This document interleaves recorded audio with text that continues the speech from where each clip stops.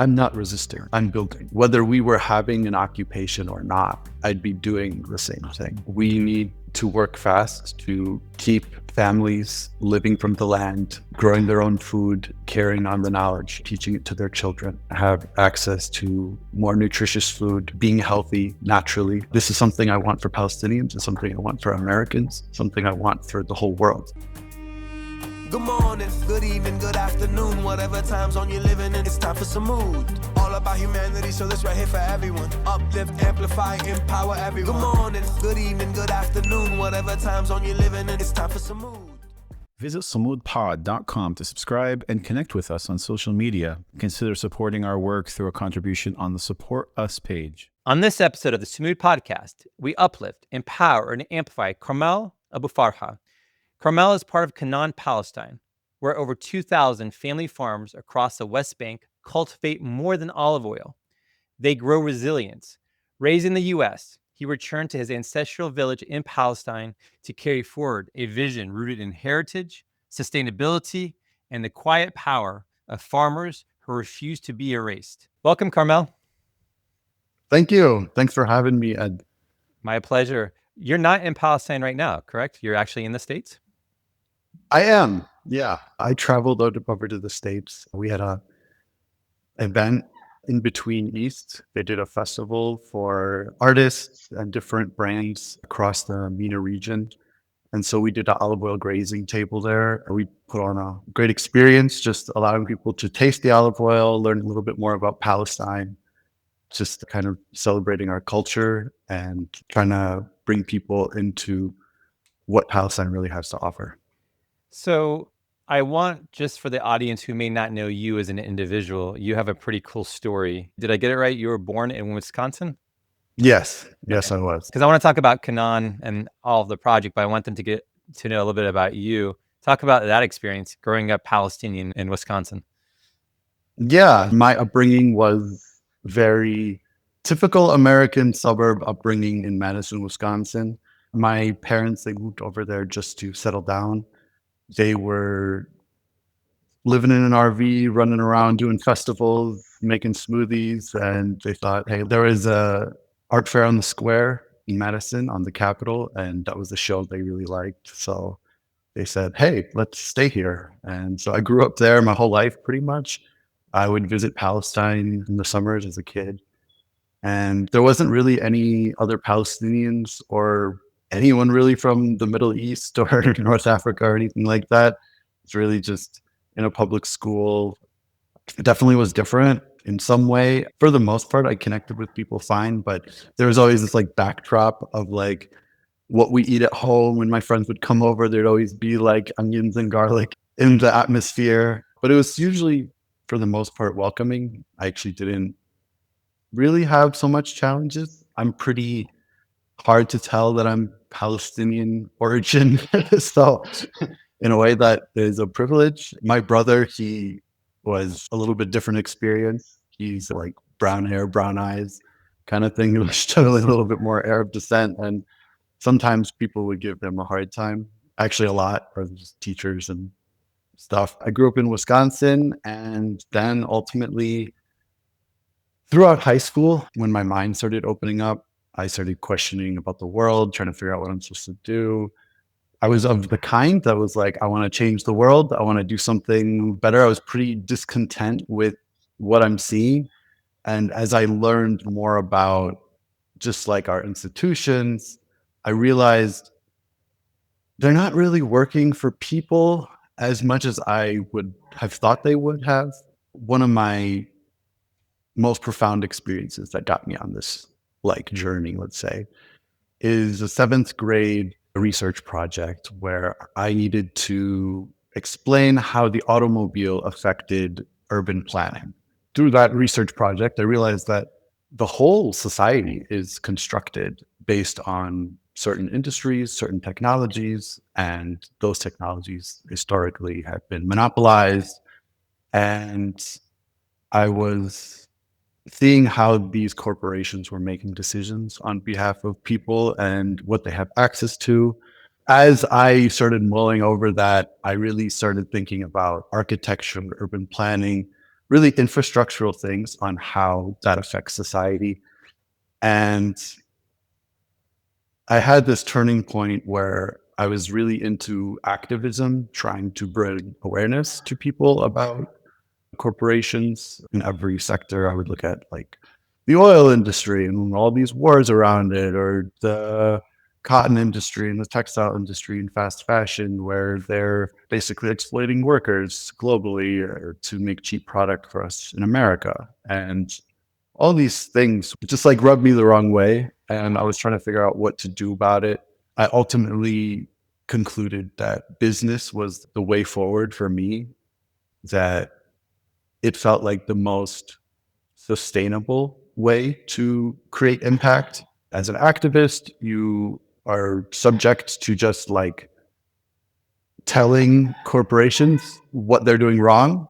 You can like tell people and advocate for people that are doing things right, like voting with your dollar kind of thing. But more often than not, you don't actually find an alternative to get the goods and services you need outside of this like corporate system.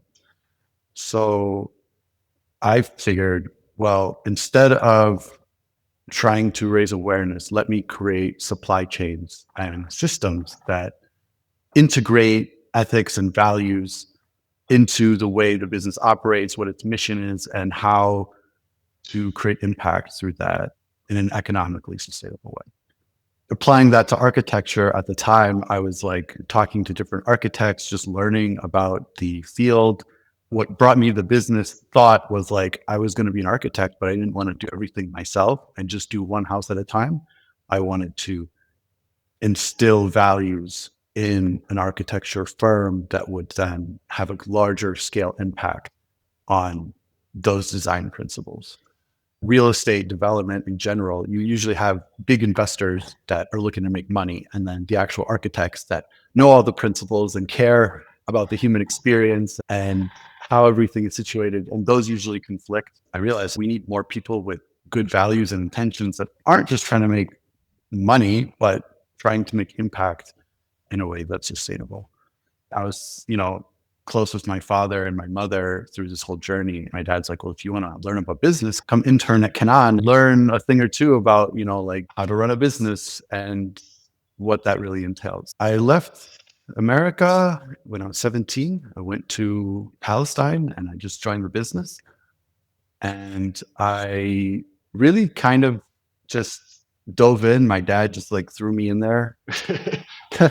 And we started going to exhibitions. I found myself like presenting the company and just talking about Palestine and the olive oil and the farmers. It kind of was just like a really natural progression where I was able to convey things that I saw in Palestine that people didn't know about and actually cared about, whether it was agriculture, ancient trees, just the fact that we make a point of working with small family farmers and supporting small family farmer agriculture. It became like a big realization for me, just how big agriculture was in Palestine. And that was a whole layer of life that I didn't put too much thought into. Ironically, my parents, they ran restaurants, they did food catering and everything. I was good at eating it. I was never really interested otherwise as a kid. But once I realized that agriculture is like the foundation of society, foundation of culture itself, all of our cuisine and our seasons, our holidays, they're all stemming from that.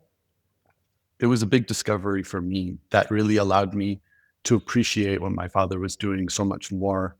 That in my mind, the way I thought about architecture and urban planning to give people access to the things they need to make a healthy life, I realized very quickly food was essential to that picture.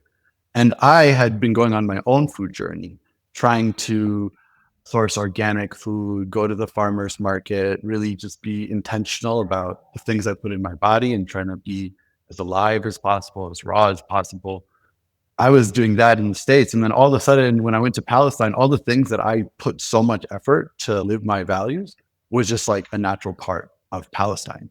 The market in Palestine is the farmer's market, and so you're connected so much more. And that was something I was craving growing up in the US. I just left. Didn't look back. I was like, I know what I'm doing. I know what I want to pursue. And let me ask you, just because I want the audience to have sort of a baseline of definitions, there's a lot of words you're using that not many people will understand. So we hear about fair trade.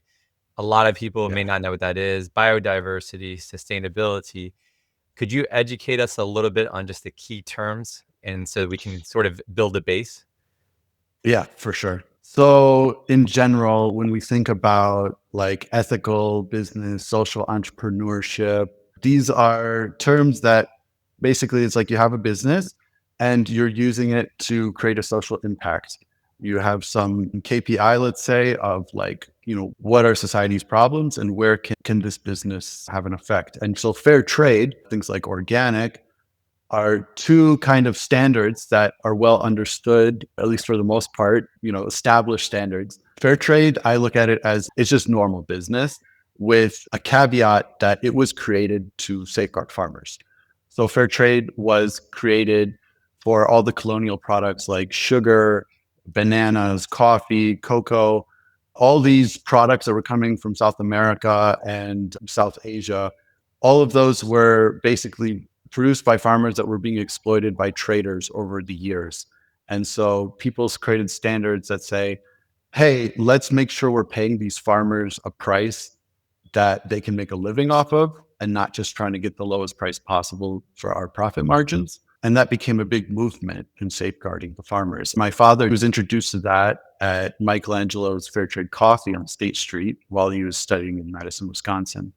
And he was really intrigued by this idea because to him, he was looking in Palestine and seeing how farmers were going through those same struggles. That was a global issue, that farmers can easily be marginalized because their product is perishable. They don't have lots of capital. They're basically trying to sell their product as fast as possible. And the traders know that there's only so many traders in the country.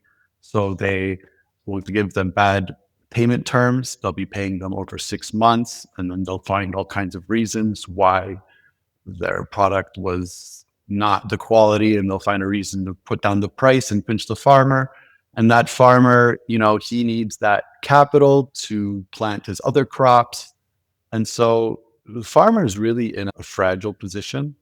And so us as Canaan, we kind of act as a trader in the interest of the farmer, where we are working directly with them, and the fair trade standards have us basically make a calculation of a living wage of how much you need to make as an olive farmer based on average farm size, yield, cost of living. And so we made that study, my dad did back in 2004, and he saw that the price of olive oil was about 8 shekels, about $2 per kilogram. And when he did the study, it needed to be 15 shekels per kilogram. He really tried to advocate across Palestine, across all the NGOs, across all the government agencies, talking about this idea. So your dad was an anthropologist, correct? Yeah. And if I'm not mistaken, he was sort of a social entrepreneur before that became a cool thing in the 2000s. I mean, I know there have been other social entrepreneurs, but would it be fair to say that he was a trailblazer with regards to this, and specifically Palestine? Definitely. Yeah. I mean, he even reached out to the fair trade organization that does the certification, and they didn't even have standards for the olive oil. They weren't able to even help him at the time. And so for him, he was like, okay, well, I'll just learn the system and implement fair trade and recognize it and show anyone that wants to, challenge it, just like bring them to Palestine and show them that this is how we work. It was the first fair trade olive oil in the world. It was the first project of the kind in Palestine. And even in the fair trade space, most fair trade companies are actually based in the Western world, like in America, and they'll have just a supply chain and maybe like a local partner. But this was actually unique from Palestine, creating his own system in Palestine, where he's from. The third world countries are now creating their own fair trade products, as Palestine is. And there's not many of them. There's a few in India, but most of the companies are actually American companies that are sourcing. this way. So your dad was obviously highly educated. So is your mother, if I understood correctly. Mhm. You ran a lot of restaurants. Was this a huge pivot for him to jump into this sort of different world with regards to farming and fair trade? Did he have to learn this process, or was he already familiar with it? I mean, it was a pivot in terms of his life and just like what he focused on for sure. I think naturally he is very articulate and well versed in just like Palestinian culture, landscape, symbolism. He's an anthropologist. He was doing his dissertation on that. And that's really when he saw the issue about the olive oil. And so it was really him applying his anthropology into this project that gives Palestinians an avenue to express themselves and come to a sense of closure of being productive in a positive way against the odds of the occupation and the challenges that puts on our society. For him, it was like a full circle utilization of just his knowledge of farming. He grew up as a farmer. My grandfather, he did vegetables. They grew watermelon. They would export to Damascus at the time, good old days, so he could cross the border. He was a kid that was like managing the farm for his father. He's the youngest of 13.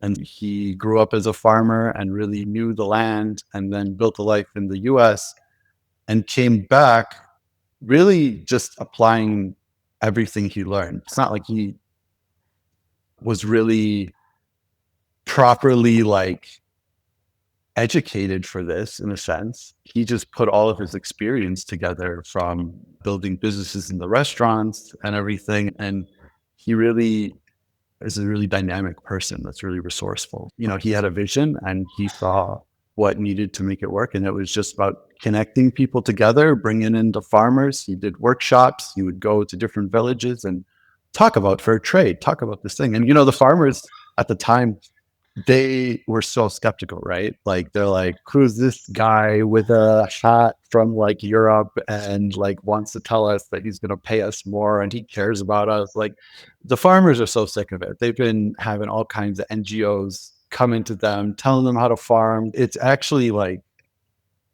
the amount of aid in Palestine has actually kind of suppressed our own intuition and our innovation, because people kind of just look for handouts in certain circumstances. And what my father was trying to do is really show that this was a mutually beneficial relationship, and that, you know, we want to make this system where you can just be a farmer and focus on farming.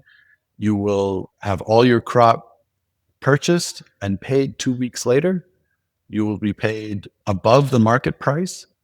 And as a kind of like a head nod to supporting your livelihood. And part of that goes to the association, the Palestine Fair Trade Association, that really is the body that encompasses all the farmers. That's how they're organized in the Palestine Fair Trade Association. That's who manages the certifications in organic and fair trade, and basically has a whole system of ensuring that those standards are met across our whole pool. We work with over 2,400 families across the West Bank, across 50 villages. As we expanded our markets, we just kept expanding into different villages. And there's a list of farmers that would love to be a part of the Palestine Fair Trade Association. It's just related to how much market we can open up for these farmers. So you arrived to Palestine from Wisconsin, a completely different world. You're obviously learning on the fly. Typical Palestinian parent, by the way. Here you go. Just go figure it out. Learn the hard way, right? I could totally get that. Can you talk about the farmers, though? What should we know in the diaspora? What should we know about the Palestinian farmers? What are we missing, or what are we not understanding or not appreciating, given their current circumstance and what they're dealing with? Well, most importantly, the Palestinian farming family is just a typical family. I need to emphasize just how normal people are in Palestine. You know, we're a flourishing society of an abundant, hospitable culture. And every Palestinian family has some connection to the land and usually has some connection to an olive tree. Basically, farming is in our roots and it's in our history. And these families, many of them, they live off the olive harvest crop. They're harvesting as a family. They're taking care of the land as a family. Some of them will even be a professor and be teaching and then come home and take care of their olive trees. So it's something that has really carried on through thousands of years of existing here. There's this lifestyle of being a farmer and a professional at the same time. That culture is always passed down to their kids. The kids are harvesting, the kids are taking care of the land. And really, the average farmer is just struggling to find a market for their crop. Most of the crops, they are sold locally, and the local market is very volatile because what you'll have is supply and demand, right? So you'll have like everybody plant tomatoes all at once during tomato season, and tomatoes will be like 50 cents for a box of tomatoes. And then no one plants tomatoes, and there's just a few tomatoes in the market, and it's like $5 for a kilo of tomatoes. It's always economically inconsistent being a farmer. You have to really read the market well. You have to be really efficient in managing your crops. And then you have to also just manage the logistics of the occupation, obviously. Moving between cities is very difficult.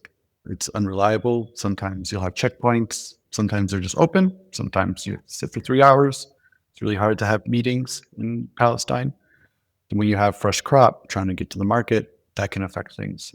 Even for us, collecting olive oil as we go around.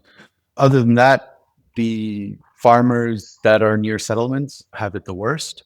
The Palestinian experience is so unique to where you are and like what your circumstances are. The ones that are near the settlements, basically, the settlements create a security buffer around the settlement where no one can go. And that's usually someone's olive orchard because olive trees are just everywhere. And so many farmers in those areas will just not have access to their land anymore. It's technically theirs, but they're just not allowed to access it. Sometimes they do get access to it by getting a permit from the army, and the army will give them like a day to go harvest. And like the rest of the year, they're not even allowed to visit it. And they're not allowed to bring anyone else. Who's going to harvest 300 trees in one day? Olive harvesting is work. Like all of these olives are harvested by hand as a group, usually like 5-6 people on one tree.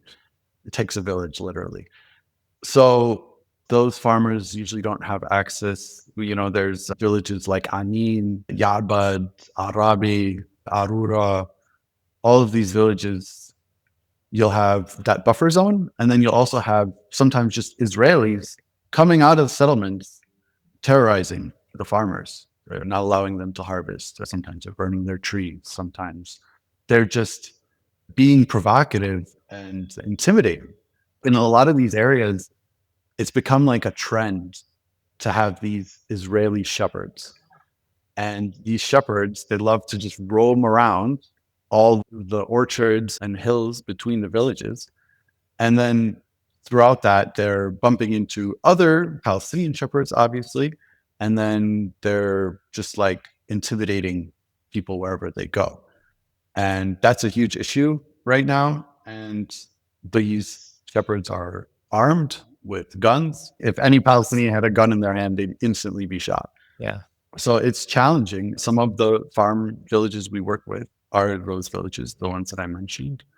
And it's really challenging. That eats into their income. And these villages, like, you're talking about like most of the village's land is being consumed. Like these villages, they expand out into the hills and they're just not allowed to be accessed anymore. And then the settlements, they expand, right? Like they have a whole plan on how the expansion of population goes.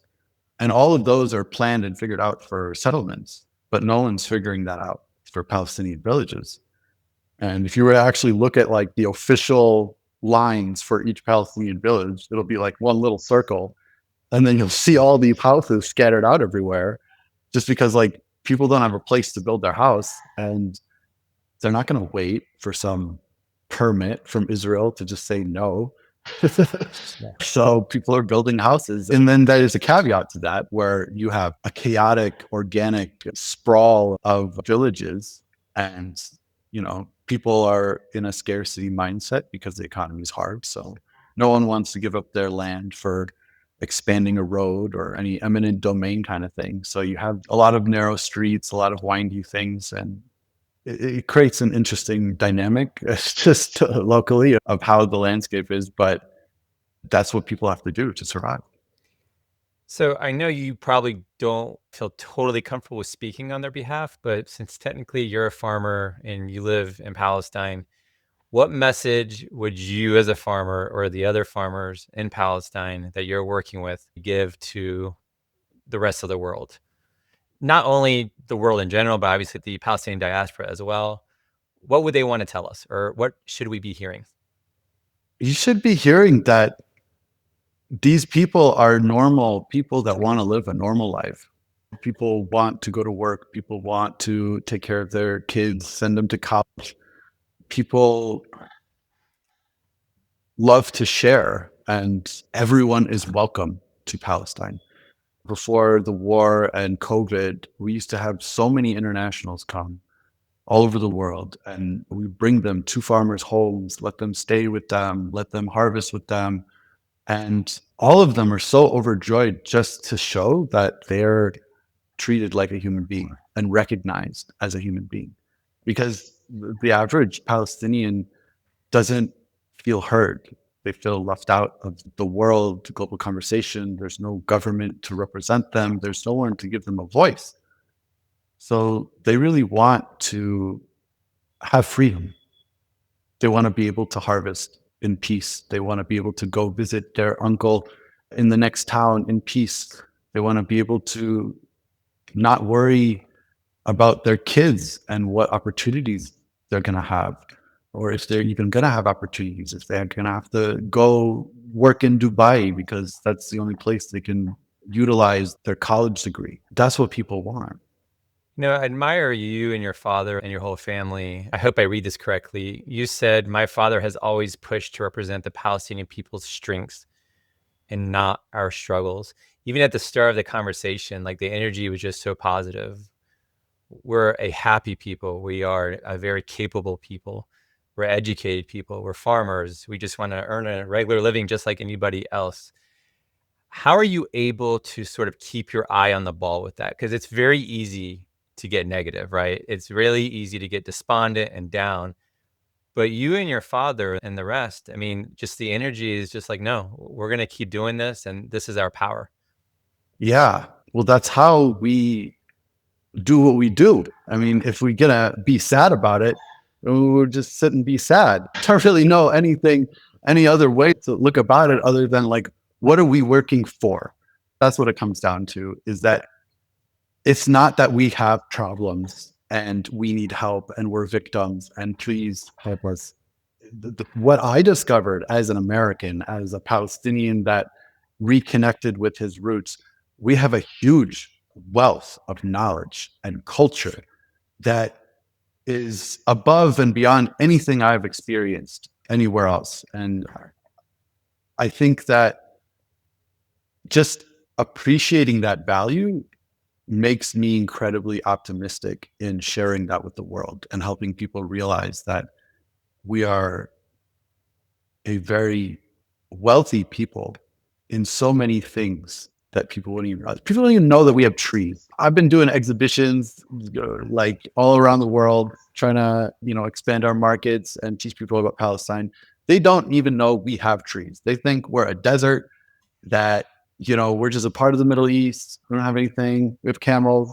I'm like, you guys have no idea that Palestine is one of the most geographically significant places on this planet, one of the most biodiverse. It's one of the earliest settlements in history is in these areas. This is where our wheat came from. This is where the alfalfa came from. All of the agriculture of the Western world is stemming from Palestine and the region. so many of the varieties, like nitrogen fixing, like I said, like alfalfa and clover and these things, a lot of these varieties actually came from Palestine, were exported and then propagated around the world.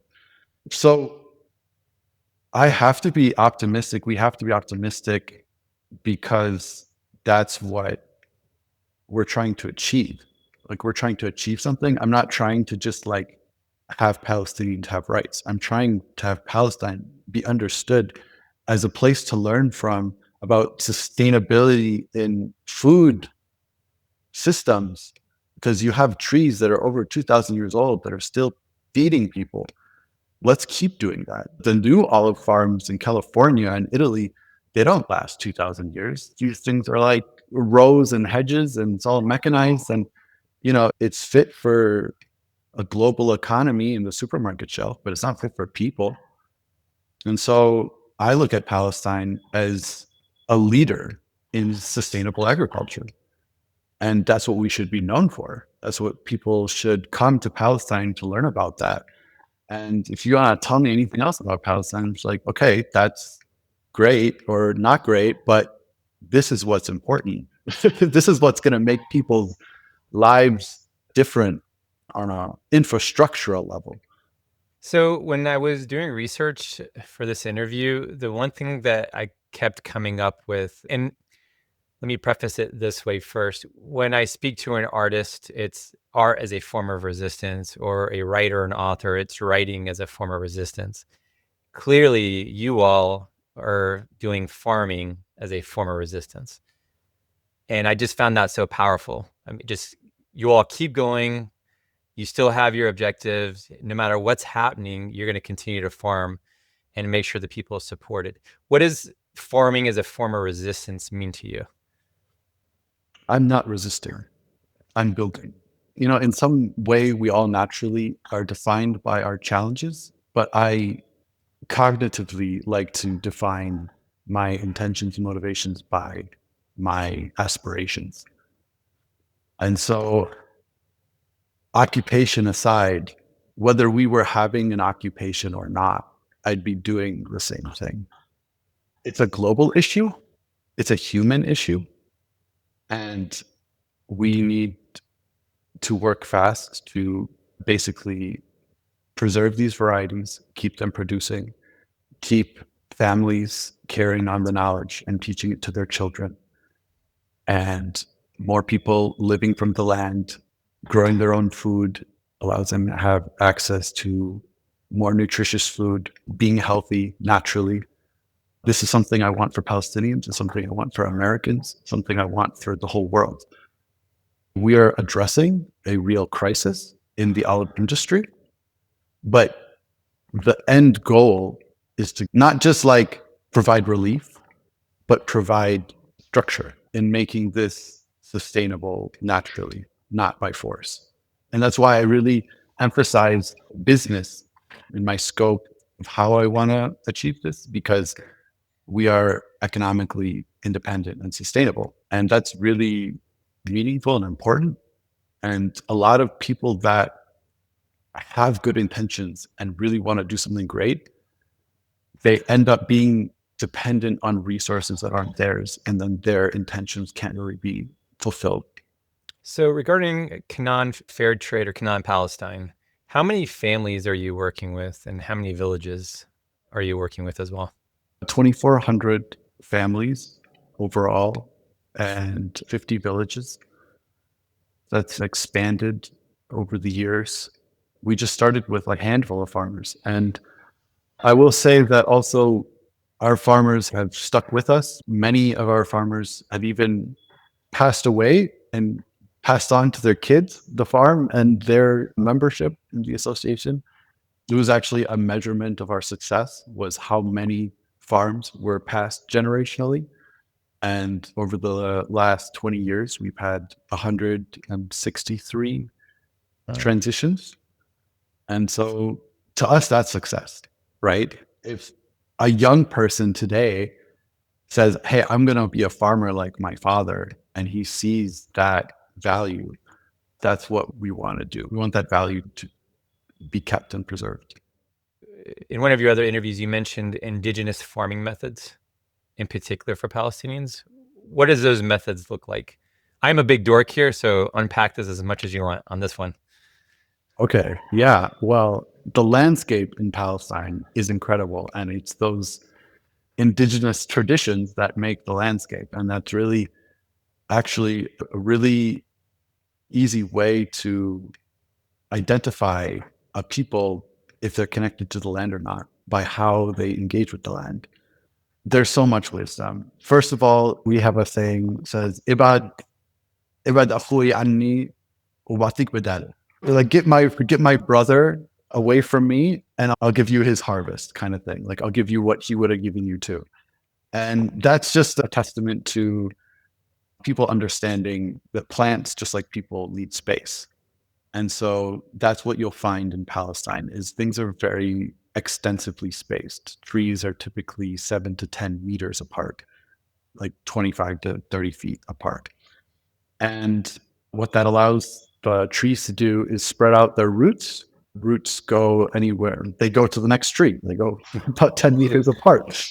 And then you have this dynamic of all of this wild biodiversity of flowers and shrubs and clovers and different nitrogen fixing shrubs all growing in between the trees, right? And that's creating its own wildlife sanctuary between the trees. Like our farms, I don't look at them as farms. I look at them really as agroforests, as ecosystems, because you have like the base of the olive trees, but then you'll have fig trees, you'll have grapes, you'll have things on the border, you'll have sabr, which is a prickly pear cactus. And each thing either provides some kind of function or adds another crop. And it's really that diversity that is understood and that sense of space. And then the sense of the trees themselves, like the farmer understands the rhythm of the rain. If it's a drought year, they might prune more or less depending on if they feel like the tree has too many branches to take care of with the amount of water that's coming in from the sky. And then just the pruning in general, we call it tashbib, which is keeping the trees young to make them like a young guy again. And that's essentially pruning old branches that are starting to decay, and then new branches will come. And that's essentially a core component to making those ancient trees, is that as you're taking care of those branches and managing it for the tree, the root stock and the trunk will literally live forever. And new shoots will always come out of it, and the new shoots will always produce new olives. And just for the audience, before we started, you all will tell that he has cut his hair and trimmed his beard, and he used the analogy, I think, of the olive tree as rejuvenation, right? Yes. So I hear that. So let me ask you, and I know farmers have their own struggles, in particular in the States, for example, and I'm sure across the world. Do farmers in America, for example, give support or voice their support rather to Palestinian farmers? Or are they just not aware of the challenges and struggles going on? I would say most people are unaware of what Palestine actually is. People are aware of like, yeah, we have an occupation. Yeah, we have a bunch of problems. We see a bunch of bombs flying on the TV. I think that's the extent of what most Americans get to. That's just the reality of us not really being connected with the world enough outside of our struggles, I guess.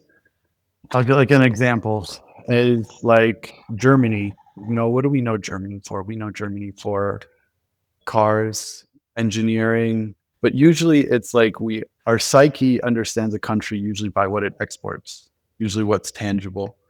And so no one really has any tangible connection to Palestine outside of connecting through the olive oil or maybe some other Palestinian brands.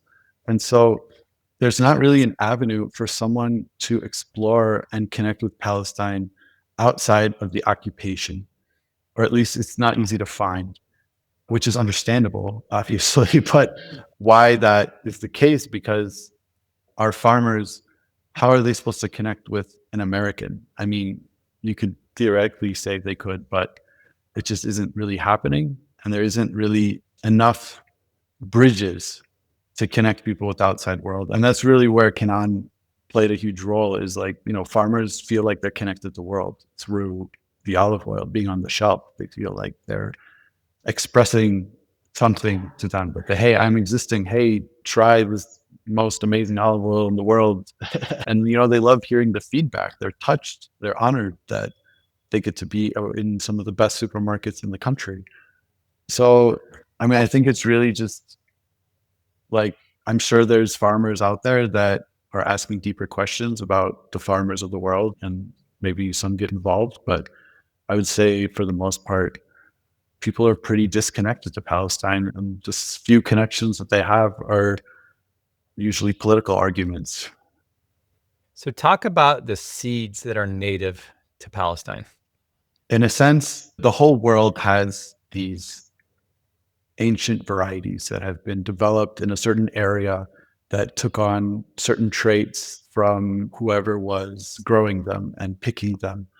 And just to explain a technical thing here, basically, the way farming has always been traditionally done is that you have a crop and you take part of that crop and save the seeds, and you'll use that for the next harvest. And basically, there's like an evolutionary thing that happens over each season, that the crop is increasingly adapting and acclimating to the environment. Like, their genetics actually change over time. And even the farmer themselves, they're picking certain parts of the crop. Maybe they'll like the biggest one or the most tastiest batch. Those are the ones they'll pick the seeds from, because that's just going to give an even better crop next year.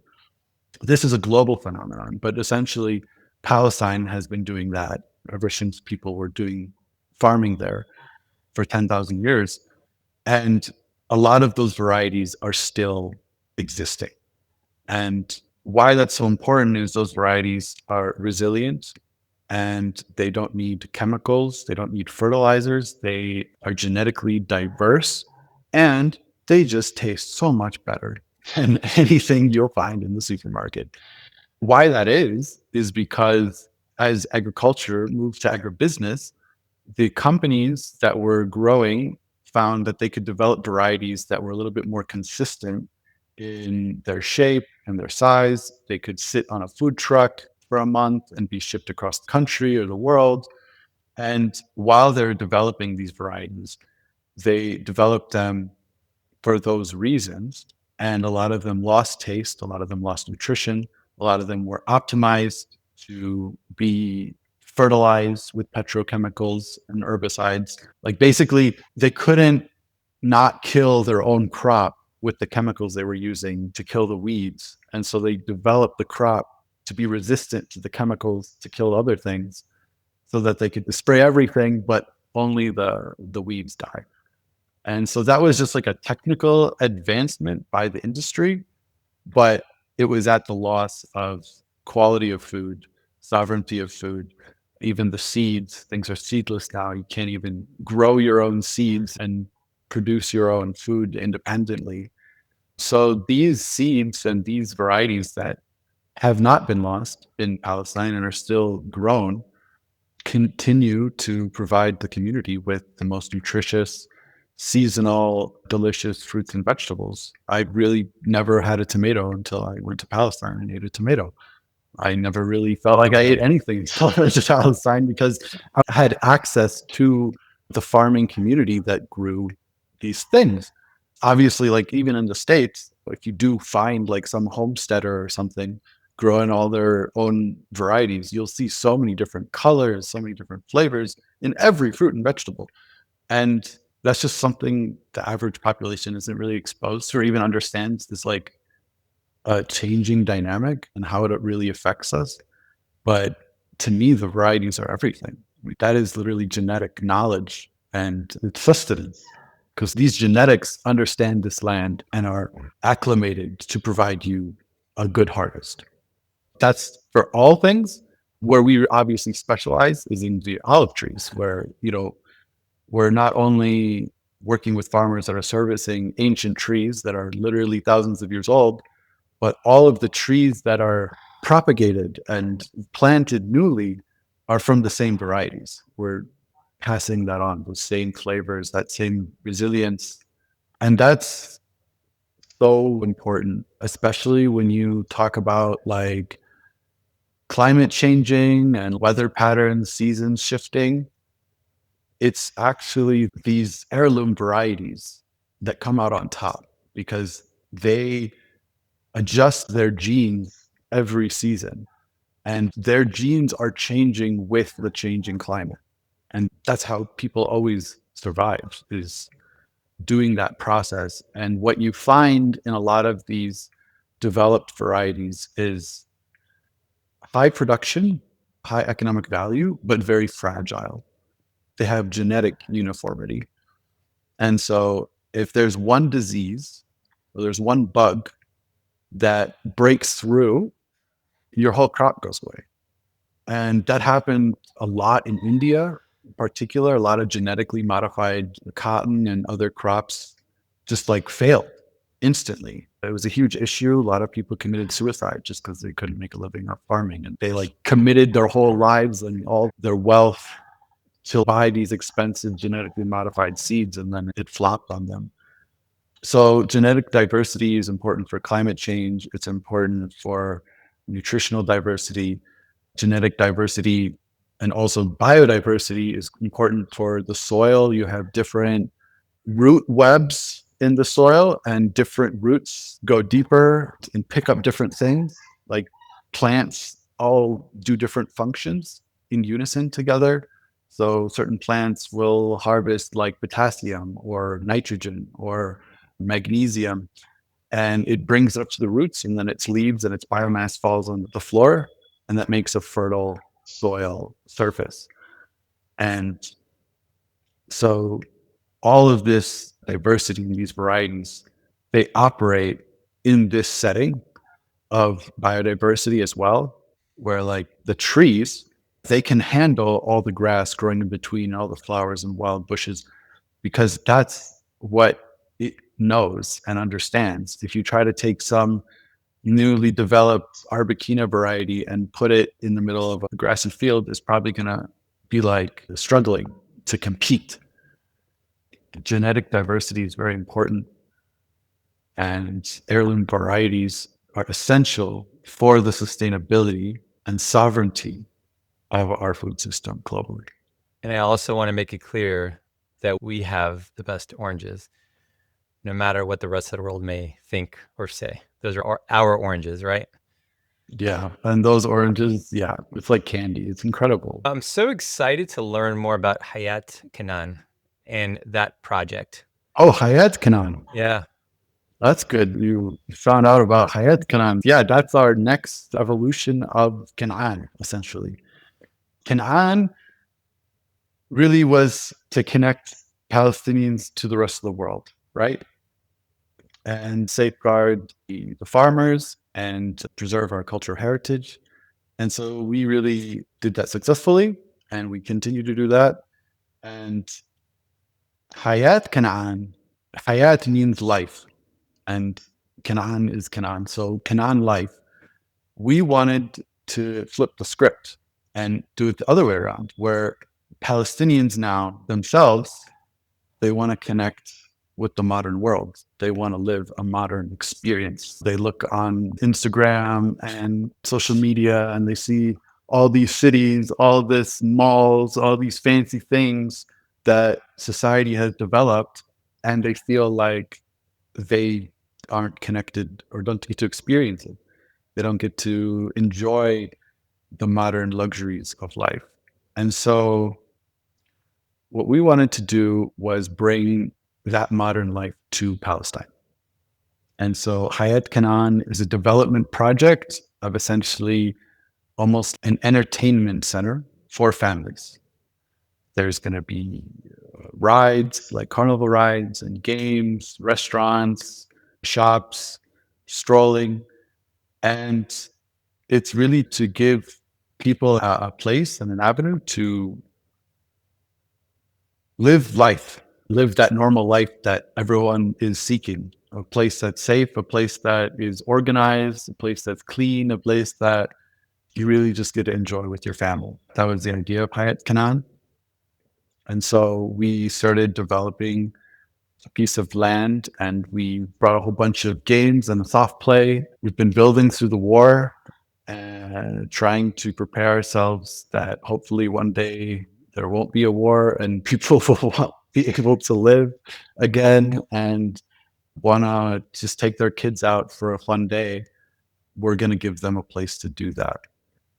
And that's what Hayat Canaan really is. How far along are you all? We have the first phase built. We've been taking our time, given the circumstances.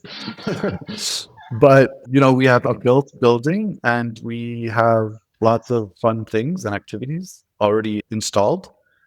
It's just a matter of now seeing the situation. We have some interior finishing to do, essentially. But we need to kind of just wait for the right opportunity that it's appropriate and comfortable to open and allow people to relax when they actually can relax. No one's relaxed right now.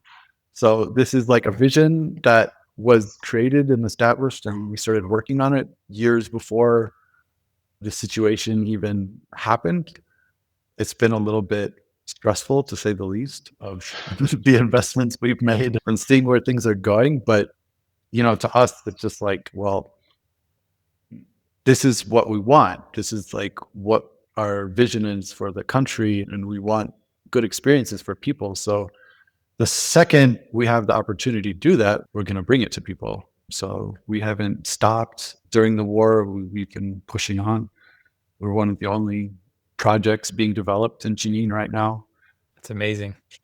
That really is amazing. And I hope you all get to complete the whole project because it's going to be a theme park too, correct? Yeah, we have this grandiose theme park thought in the works as well. We started a little bit smaller in scale from a theme park. We made mainly a family entertainment center. Everything is kind of one step at a time of development. But yeah, we have a great vision for the community in Palestine. That's amazing. And you all had this 2024 report or reflection that you put out that I thought was amazing. Can you talk about that a little bit? Yeah, well, the report was really a reflection on just what Canaan has done over the past 20 years. We wanted to ask ourselves that, and we wanted to share that with our community and say, when you're working with Canaan, eating the olive oil from Canaan, engaging Canaan in any way, what are you really a part of? That's what this reflection shows. This reflection shows the economic impact on family farms across the West Bank. I mentioned that we had doubled the market price when we started. In the report, you can see how we basically systematically increased the olive oil price that we were paying for. And that affected the market dynamic where other farmers that weren't working with us started demanding more for their olive oil because they heard that we were buying at those prices. And so what ended up happening is everyone, after a couple of years, essentially the whole country was brought up to the sustainable living wage level by the market dynamic. And so our influence on the industry allowed every Palestinian farmer in Palestine to make a living wage. And that was over $1 billion worth of value over the last 15 years going into the middle class of Palestine. Oh. So it was big wealth distribution impact for the country. And then adding to that, then we, show the generational transfer of fathers that were growing olives and then now their sons are. I mentioned it was about 163, I think, farmers that did that. So those are like our core impacts. There's actually a large document, so pardon me for trying to just. I have an advantage. I have an advantage because I'm looking at it over here. We'll make sure we add this to the link in the episode too. So for Oh, people, awesome. Perfect. Yeah. It's really just been a long standing project where we've tried to do so many things over the years. And that's really where like the past 12 years has gone. It's just like we keep finding ways to try and fulfill our mission in different avenues. Like something you can read about in there is the wheat seeds.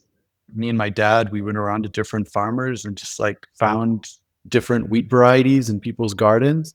And then we propagated them and made a whole program to provide seeds to farmers. And then they make a harvest for themselves and then give a portion of those seeds back to give to another farmer. And then they started, utilizing the wheat for their own like home baking bread and, selling it to the local market. And so we kind of tried to reinstigate the use of the land race wheat varieties. We made a whole festival about it and, connected people like, hey, we're not just olive oil. We also do wheat. We established Core, which was this kind of research and extension for organic farming services. Through that, we actually dealt with an almond wasp pest that was eating all of the almond crop. It was like taking 50 to 100% of people's crop. And we did a whole study to figure out like the life cycle of these bugs and why they come, how they come. And we're eventually able to contain it and control it, where the almond farmers can successfully be almond farmers because they were having trouble before. So anything, we're always looking for ways that the farmers need support, and we're always making little projects to do that in our free time. Yeah. so I just have a few more questions. The first question really is, and very proud of you for what it's worth as a fellow Palestinian. I'm in awe of all of the work that you and your family are doing. And if nobody has thanked you in the States, I'm going to thank you here right now I because appreciate it. it's so important. But a lot of people who are listening to this may say, he can live in America. He can live, quote unquote, the American dream. He can do whatever he wants to do and live in comfort within the US. Why is he doing this? So why are you doing this? What is your message? Oops. Well, actually, I am living the American dream because this is what America was established for, giving people freedom to pursue themselves, pursue the pursuit of happiness. My father is the epitome of an American dreamer, where he was just a boy in some part of the world and he came to America, educated himself, connected with the community here, and then brought his skills and experience back to his country to help his people and connect Americans to his people and show Americans the value his people has. So to me, we're both living the American dream and pursuing ourselves. And for me, I grew up of the kind where I wanted to change the world, really. As I kind of said in my introduction, I was really discontent with the dynamic and the setup that we were born into. And I was just thinking really critically, what are the ways we can change this? And what do we have to do? And for me, it was just like, we need to build alternatives. We need to build alternatives with ethics, with culture, with values, look at each other as people.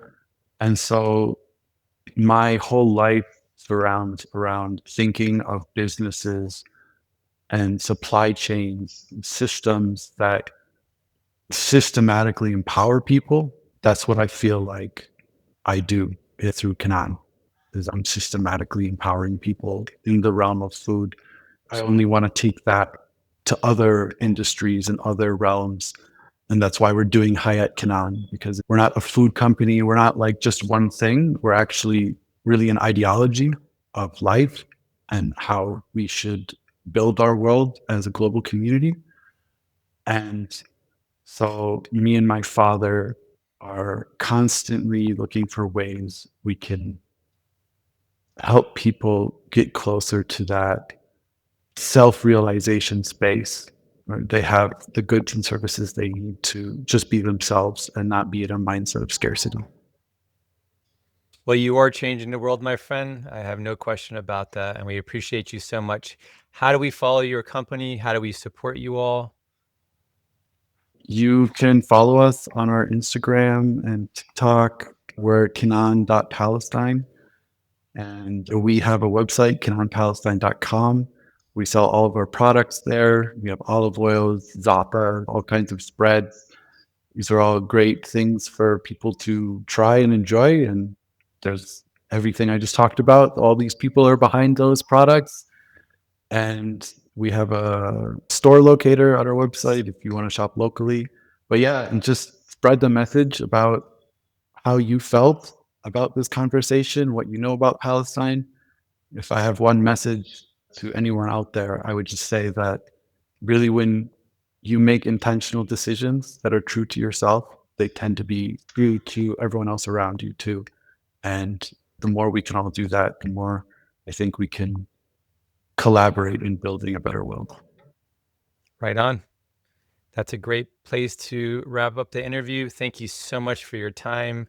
I really do appreciate it. I know you're super busy changing the world, so thank you for giving me an hour of your time here and talking. No, I really appreciate it. It's been an honor. And thank you for what you do in giving people like me a voice to share with the people. Thank you. Listen, stay tuned, cause it's time for some mood.